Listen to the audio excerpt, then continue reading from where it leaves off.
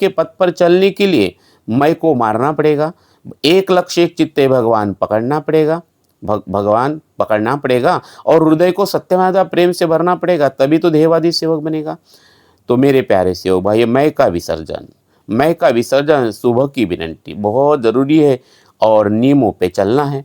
नियमों पे चलना है तो बाबा जुमदेव जी ने जो हमें सूत्र दिया है कि 5 नियमों के पथ पर चलना है।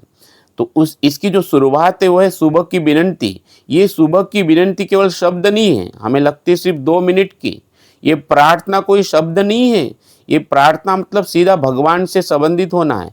विनंती का मतलब है मैं को मारना, अहंकार को मारना, फिर बचता है सिर्फ शून्य, बचता है सिर्फ परमात्मा, है ना, बचता। ये बाबा जुमदेव जी ने दिया हुआ है सार है, चारों युगों का सार है, 4 युगों का, सतयुग, त्रेता युग, द्वापर युग और कलयुग।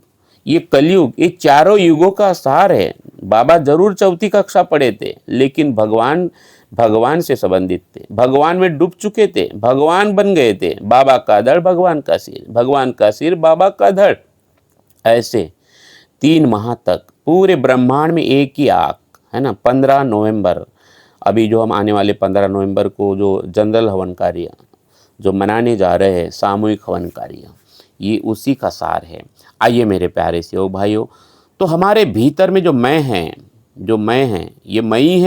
ये मई है जिसे हमको मारना है। तो पहला प्रहार हम जो सुबह करते उठने के बाद मैं को मारना, जो हमें परमात्मा से दूर रखता है, ये अहंकारी है जो हमें बांधता है। ये कहता है मैं, है ना, ये मैं ही कहता है ये मेरा है, मैं जानता हूँ, मैं बुद्धिमान हूँ, मैं ही करूँगा, मेरे सिवा होगा नहीं, मेरे कारण मैं। सुबह की विनंती मैं को मारती है और हमें समर्पण सिखाती है। समर्पण सिखा, जहाँ हम घोषणा करते कि आज से मेरा जीवन तेरे मर्जी से चलेगा। हे भगवान, तू सर्वे सर्वा है, मैं कर्म करता हूँ, जैसी तेरी मर्जी, तू वैसा रख, वो वैसा। ये जो पल है ये तेरा है ना, मैं निमित्त मात्र हूँ। इस प्रकार से जब अपनी बुद्धि के तर्क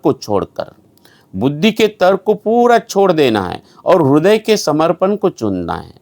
यह हमारे हाथ में, बुद्धि को चुनना है कि हृदय को चुनना है।